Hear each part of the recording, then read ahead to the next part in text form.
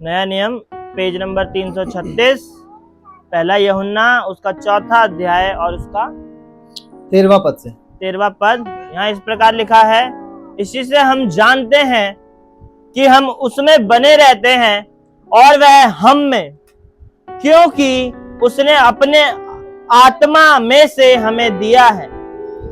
Okay, सो यहां पर ये कहता है, यूहन्ना जो प्रभु यीशु मसीह का चेला है वो इस बात को लिख रहा है, इस पत्री को वो लिख रहा है। और यूहन्ना सबसे ज्यादा लोगों को प्रेम के बारे में बताता था। किसके बारे में बताता था? सब लोग बोलेंगे किसके बारे में? अगर आपको नहीं मिल रहा है बाइबल में तो ढूंढने की जरूरत नहीं है, बंद कर दो, सुनना इंपॉर्टेंट है, ठीक है ना। घर जाके ढूंढ लेना, कोई दिक्कत नहीं है, वीडियो रिकॉर्ड हो रही है, आपको मिल जाएगी ऑनलाइन। ओके, सो यूहन्ना सबसे ज्यादा प्रचार करता था किसके बारे में? किसके बारे में? प्रेम के बारे में करता था। क्यों करता था वो सबसे ज्यादा प्रेम के बारे में प्रचार? क्योंकि वो अपने सुसमाचार में कहता है, वह चेला जिससे यीशु अधिक प्रेम रखता था। उस वचन को, उस सुसमाचार को जब हम पढ़ते हैं उसमें बार बार ऐसा लगता है, वह चेला जिससे यीशु अधिक प्रेम करता था, वह चेला जिससे यीशु अधिक प्रेम करता था। तो क्या यीशु मसीह 12 में से सिर्फ एक को ज्यादा प्यार करता था? क्या ऐसा था? नहीं, यीशु मसीह अपने सारे चेलों को बराबर प्यार करता था, इक्वली। यहां तक कि यहूदा इस्करियोती जिसने यीशु को पकड़वाया, उसको भी यीशु मसीह बराबर प्यार करते थे।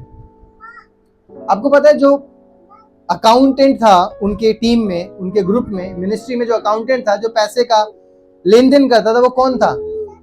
यहूदा इस्करियोती। यहूदा इस्करियोती। आप बताओ, आप एक कंपनी चलाते हो, आप बिजनेस करते हो, आप कैसे व्यक्ति को अकाउंटेंट बनाओगे? विश्वास योग्य को या धोखेबाज को?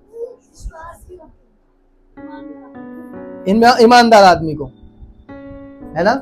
और यीशु मसीह सब कुछ जानते थे पहले से, यहूदा है जो पकड़वाएगा, और उसकी आदतों के बारे में भी जानते थे। लेकिन फिर भी यीशु ने किसको अकाउंटेंट बनाया? यहूदा को बनाया, क्योंकि वो पार्शियलिटी नहीं करते थे, किसी के साथ भेदभाव नहीं करते थे। हालेलुया, भेदभाव नहीं करते थे। हम देखते हैं कि जिस बैकग्राउंड से हम लोग आते हैं, हिंदू बैकग्राउंड से हम लोग आते हैं, वहां पर भेदभाव बहुत होता है जाति के नाम पे। होता कि नहीं होता? छोटी कास्ट, बड़ी कास्ट, मिडिल कास्ट, इधर की कास्ट, उधर की कास्ट, अंदर कास्ट, बाहर कास्ट, होता ना।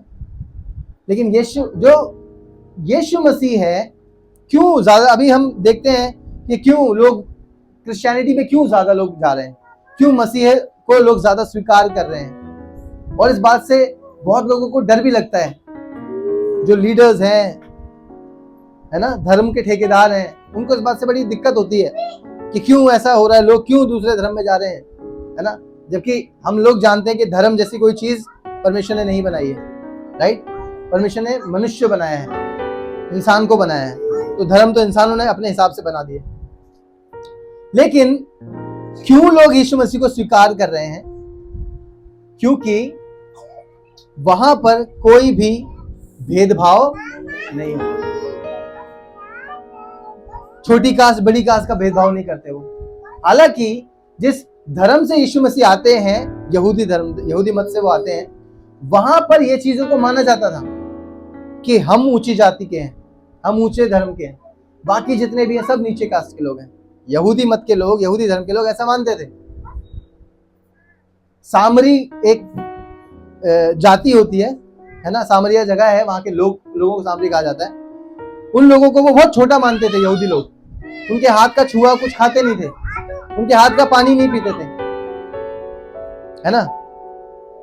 कितना बुरा लगता है, क्योंकि मुझे पता है, मैंने एक्सपीरियंस नहीं किया, लेकिन मैंने देखा है होते हुए ये सब चीजें। जब कोई ऐसे बोलता है, तू छोटी कास्ट का है ना, उधर बैठ, अंदर नहीं आएगा।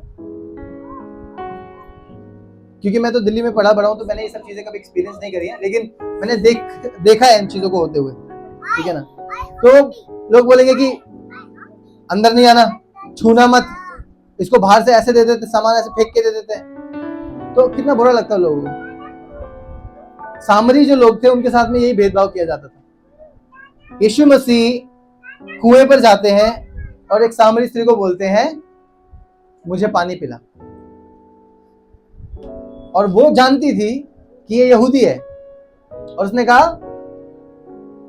तू यहूदी है और मैं सामरी हूं, तो तू मेरे हाथ से पानी कैसे पी सकता है।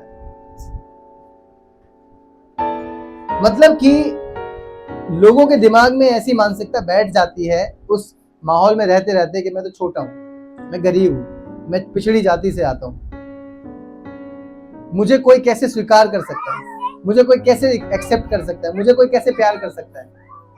लेकिन परमेश्वर आपको प्यार करता है, इसके बावजूद आप किसी भी जाति से आते हो, किसी भी धर्म से आते हो, किसी भी समुदाय से आते हो, आप औरत हो आदमी हो, आप लड़का हो लड़की हो, है ना, कोई भी किसी भी कैटेगरी में आप आते हो, परमेश्वर आपको प्यार करता है।